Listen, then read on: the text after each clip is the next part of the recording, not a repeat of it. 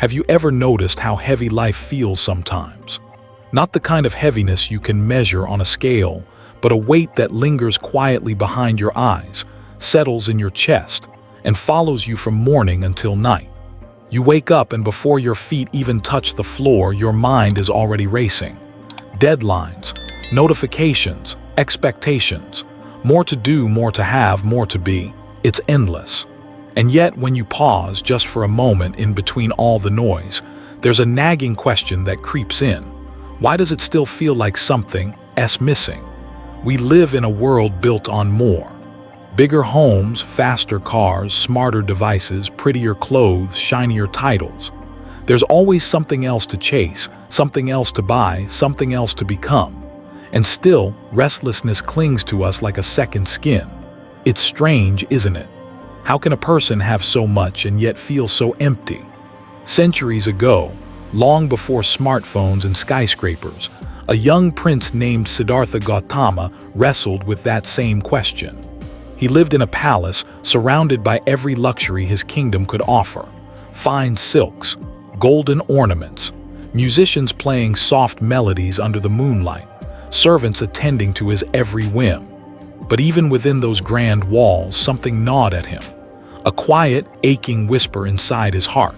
There must be more to life than this. It's a whisper we all carry, whether we admit it or not. Modern life, for all its marvels, has become a tangled web of obligations and endless consumption. We're constantly connected, yet lonelier than ever. We accumulate possessions but lose touch with what truly matters.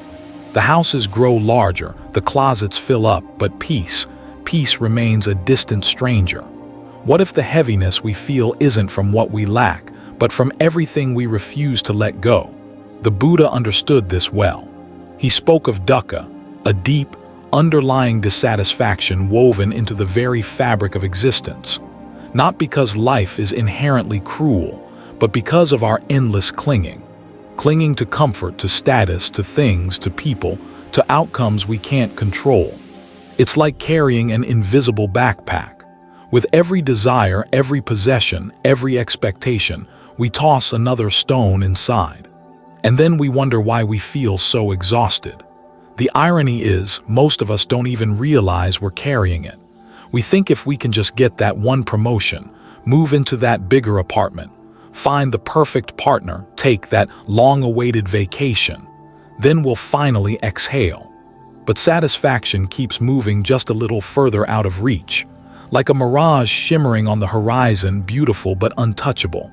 And so we chase, and gather, and accumulate, believing one more thing will tip the scale toward lasting happiness. But deep down, a wiser part of us knows it never quite does. Buddhism offers a different path, not a rejection of the world, but a transformation of how we move through it. It teaches us that true freedom isn't about having more, it's about needing less. Not in a way that feels restrictive or austere, but in a way that feels profoundly liberating. Imagine walking through your day with nothing to prove. Imagine craving nothing, resisting nothing, simply meeting each moment light and unburdened with an open heart and steady breath. Simple living in the Buddhist sense isn't about deprivation, it's about clarity. It's about stripping away the clutter, physical, emotional, mental, so we can finally hear the quiet voice of our own awareness. It's about making space for what truly matters: presence, compassion, wisdom, peace. This isn't a philosophy reserved for monks in distant temples.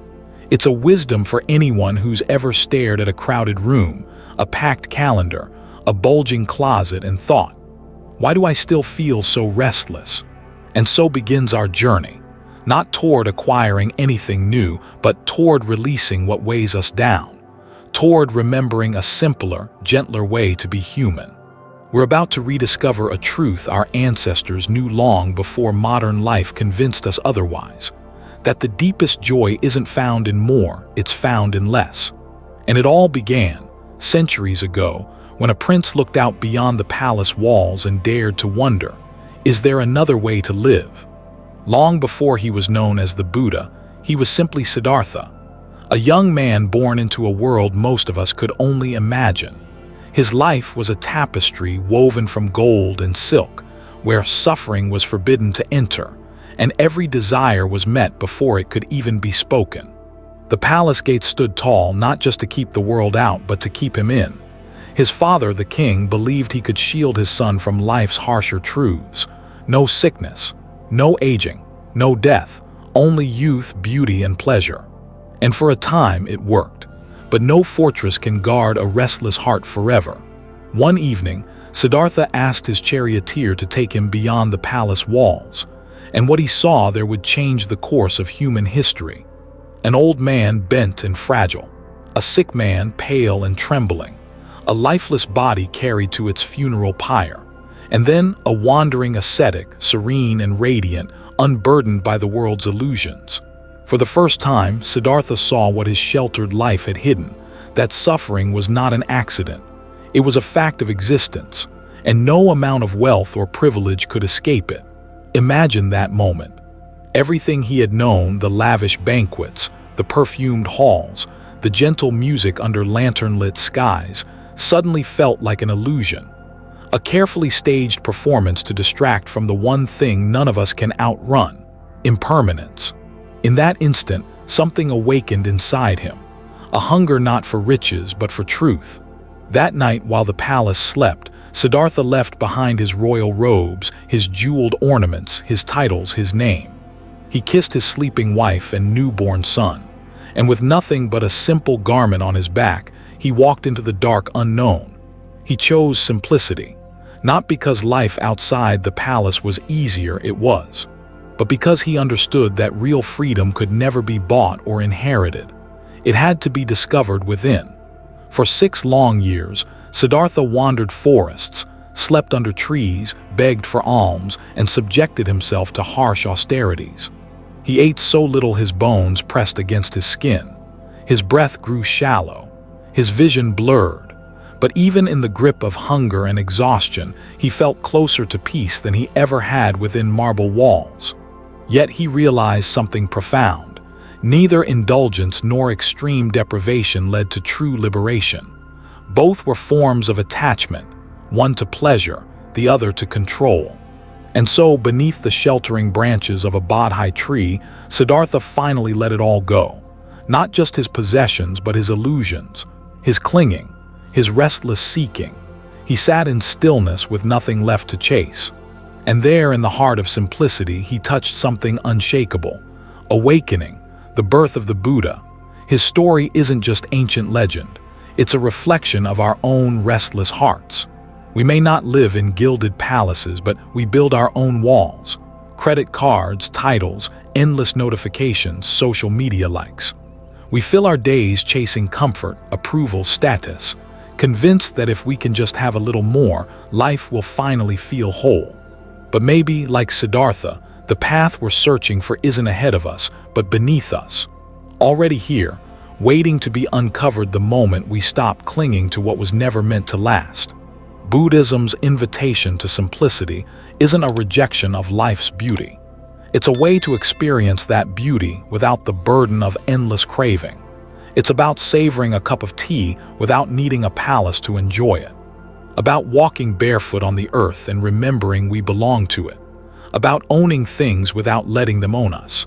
And when we start to live that way, in small, steady moments, we realize that simplicity isn't poverty. It's wealth of a different kind, the kind you carry in your chest, the kind no one can take away. So the question lingers, what would you leave behind if it meant finally feeling free?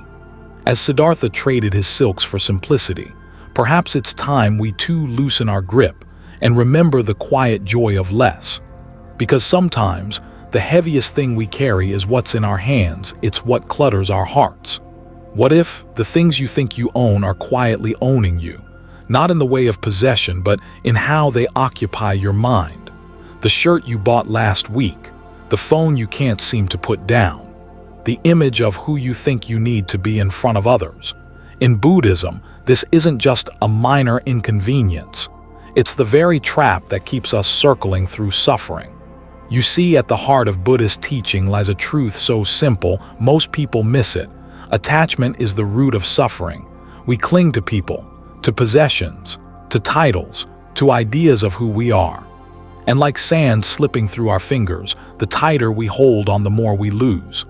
The Buddha called this tanha, craving, an insatiable thirst, not just for material things, but for experiences, for recognition, for security, for permanence in a world where nothing stays the same. And it's this endless craving that keeps us restless, because no matter what we gain, it's never quite enough. The new car becomes old, the promotion feels hollow, the praise fades, and we're left chasing the next thing, believing it will finally fill the ache. But here's the paradox. The moment we stop chasing, when we learn to want less, to live simply, we discover a freedom we didn't know was possible.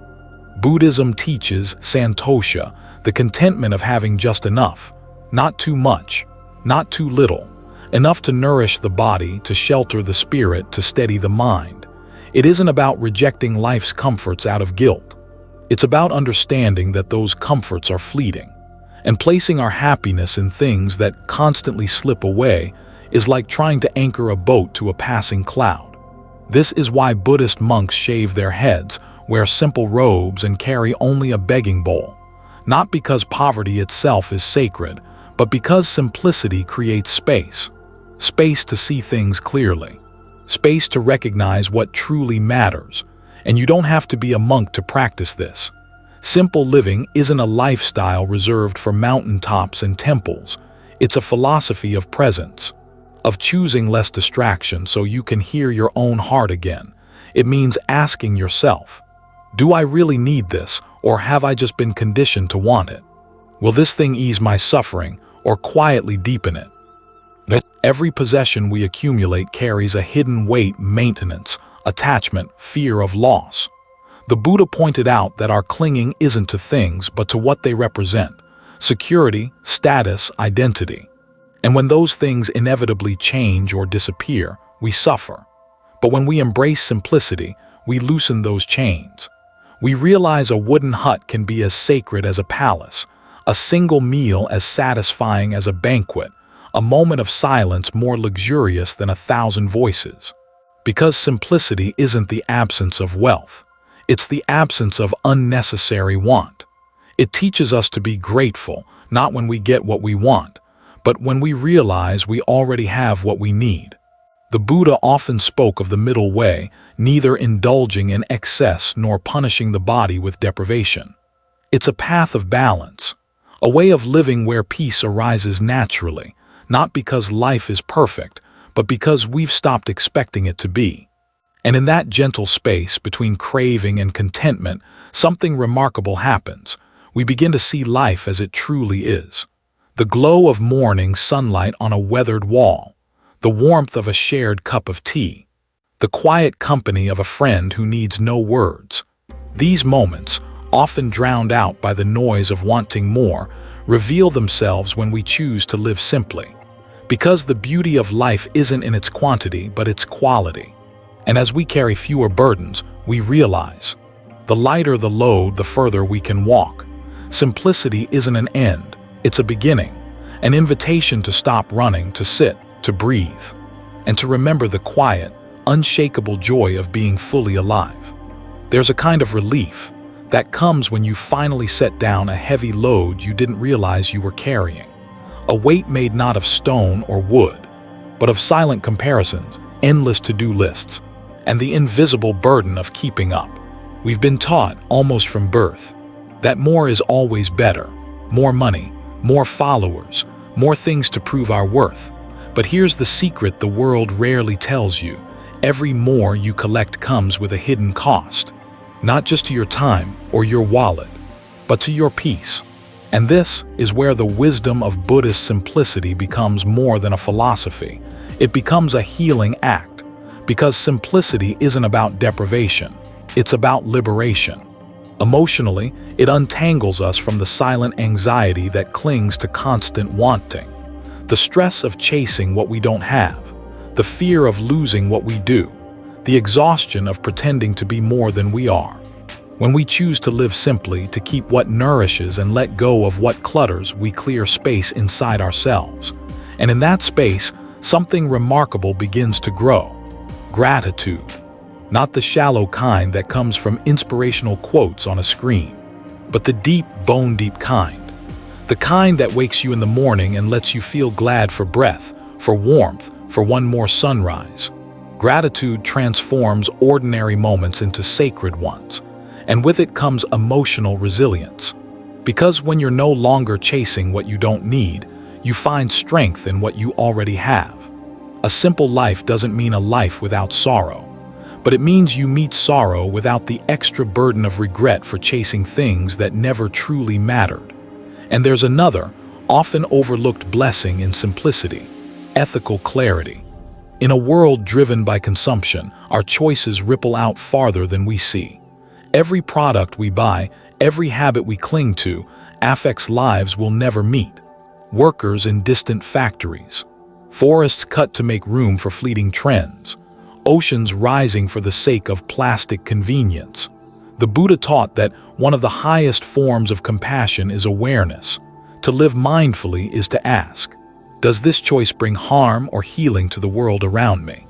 And here simplicity becomes a kind of quiet activism. When you choose to own less, you exploit less. When you consume with care, you disturb less. When your wants shrink, your footprint follows. A simple meal made with love leaves a lighter mark than a feast born of greed. A life unburdened by status leaves more room for kindness. And in this way, simplicity isn't just a personal freedom. It's an ethical offering to the world. It allows you to be gentler, more present, more human.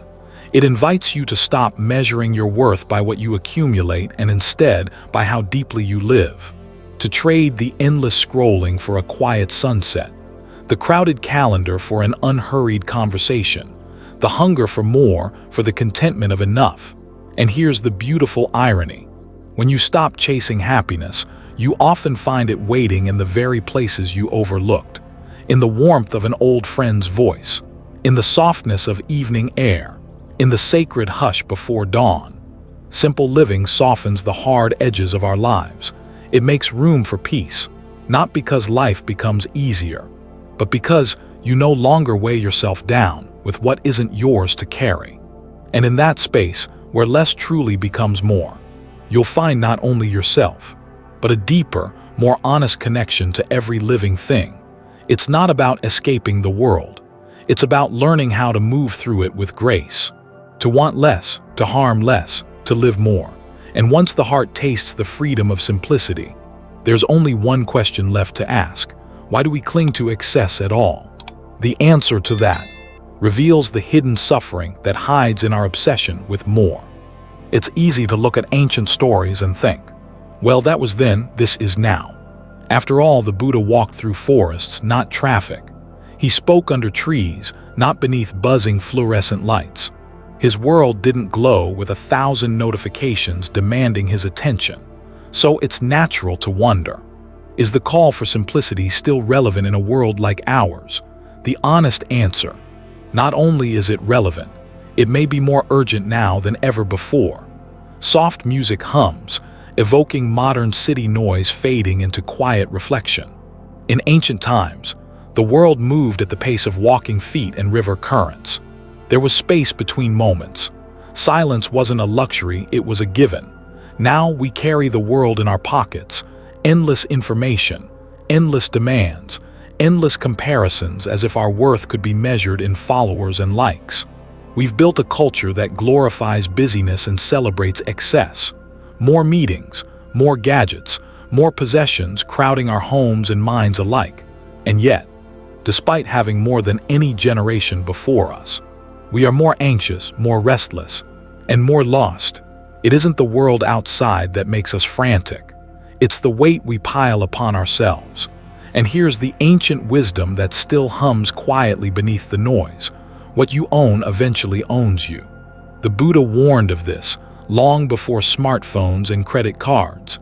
He spoke of how attachment tightens its grip, how craving multiplies like a fire that feeds on itself, and how, in chasing what we think we need, we lose sight of what truly matters.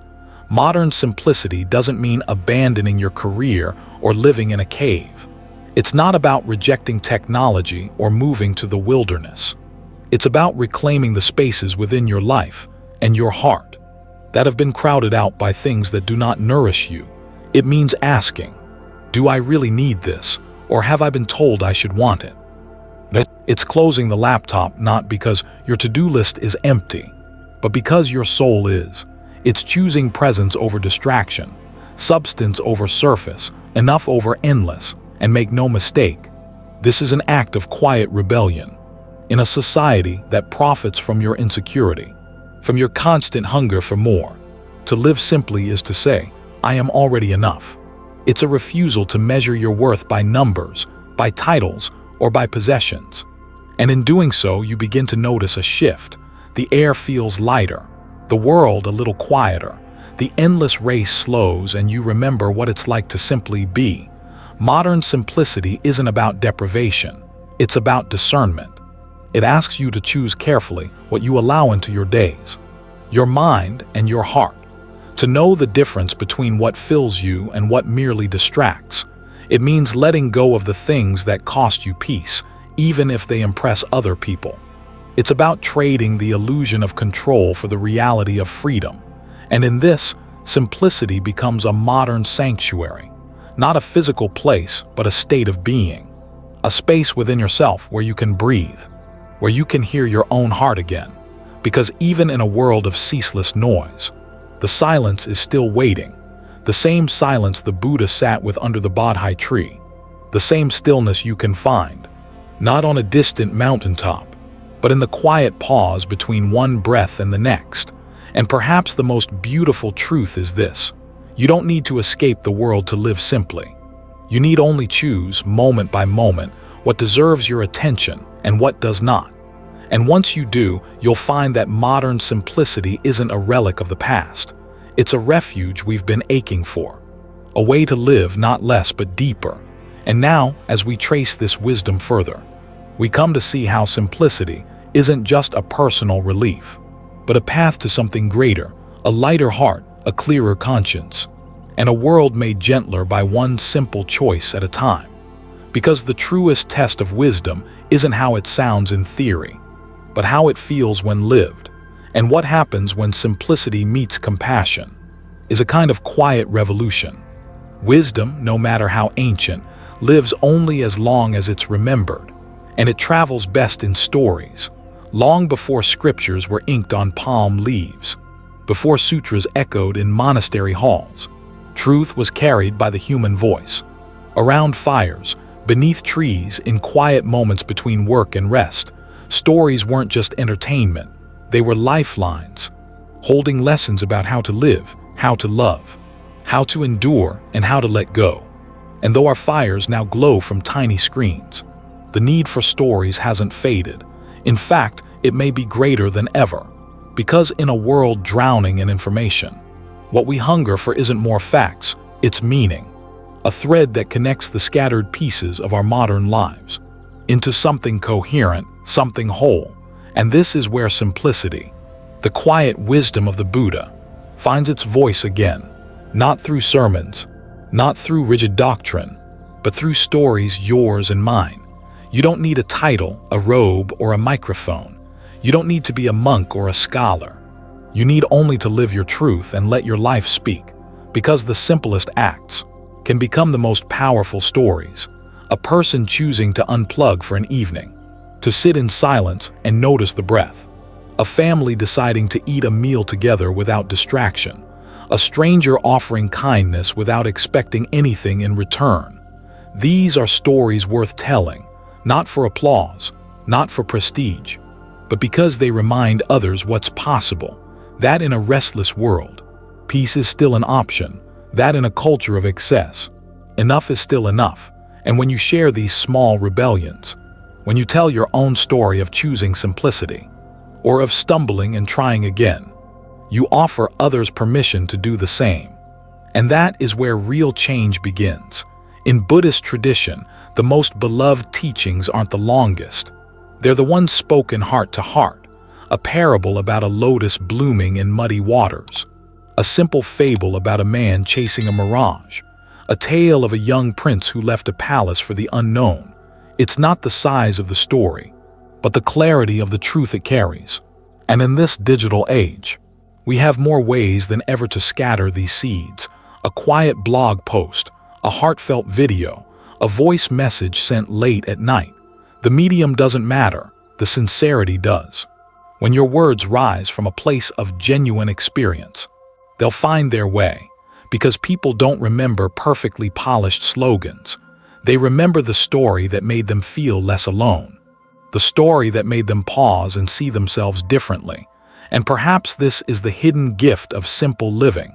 When we strip away the noise, when we stop chasing approval, we remember what it means to speak truthfully, to share not to impress, but to connect, to offer our lessons not as commandments, but as gentle invitations.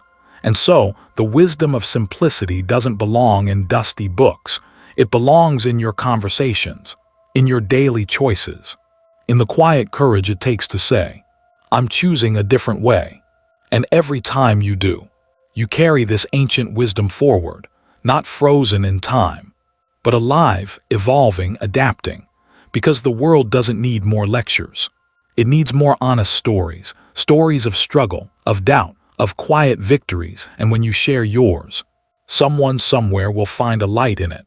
Maybe not loudly, maybe not immediately, but a seed will be planted. And who knows what might bloom from there. As we near the end of this journey, there's one final truth to uncover, a lesson as old as the mountains, yet as urgent as the next breath, a wisdom about what it means to let go, to loosen our grip on what was never ours to control. Because the beauty of simplicity lies not only in what we choose, but in what we release. And so we arrive at our final chapter, a quiet place where all these threads come together, where we'll discover why in the end, the simplest thing you can do is simply let go. We began this journey with a question. Why are we so restless? Why, in a world so filled with opportunity, do we feel so burdened? And along the way, we walked the dusty roads of ancient India. We sat beneath Bodhi trees. We peered into the hearts of those who traded palaces for forest huts. And we listened to a wisdom that has outlived empires, revolutions, and centuries of noise. What we discovered wasn't a complicated doctrine. It wasn't a promise of instant peace or a cure-all for modern life. It was something much simpler, a gentle reminder that true freedom was never out there. It was never in the next possession, never in the next status symbol, never in the approval of a restless world. It has always been within. The Buddha didn't ask us to abandon our families, to escape into caves, or to renounce joy. He invited us to let go of the unnecessary, to release the invisible weights we carry, the relentless comparisons, the endless craving, the belief that we must always do more, have more, be more. Because when you strip away what isn't essential, what remains is the clarity to see what truly matters. A breath taken with awareness, a meal eaten in gratitude, a conversation held with presence. And in those small, ordinary moments, something extraordinary happens. We find ourselves again. Maybe you've felt it before. That hush between thoughts, that fleeting contentment when you sit in silence and realize you need nothing more. That's the space where wisdom lives, not in grand declarations, but in the quiet courage to simplify, to choose what nurtures you, and gently release what doesn't. And if there's one truth to carry with you from this journey, let it be this: you are already enough, without the extra titles, without the endless striving, without the approval of the world. The peace you've been chasing isn't waiting at the top of some mountain. It's resting in the steady rhythm of your own heart, in the stillness you create when you let the excess fall away. And in that space, freedom blooms. So, as you return to your daily life, remember this isn't a farewell, because the teachings you've touched here aren't meant to stay within these words. They're meant to live in your choices, in how you greet the morning, in what you hold onto and what you release, in the stories you tell, and the silences you honor. The path of simplicity isn't about escaping the world. It's about meeting it fully awake, with nothing to prove and nothing to fear. And when you live like that, light, unburdened, clear, you become a light for others, not by preaching, but simply by being. So thank you for walking this road with me, for listening, for remembering. And if this wisdom touched you, pass it on, not through perfection, but through presence, because somewhere out there, another restless heart is searching for a quieter way, and your story might be the very thing they need. After all, the simplest truths are the ones we carry in our hearts, and now so do you.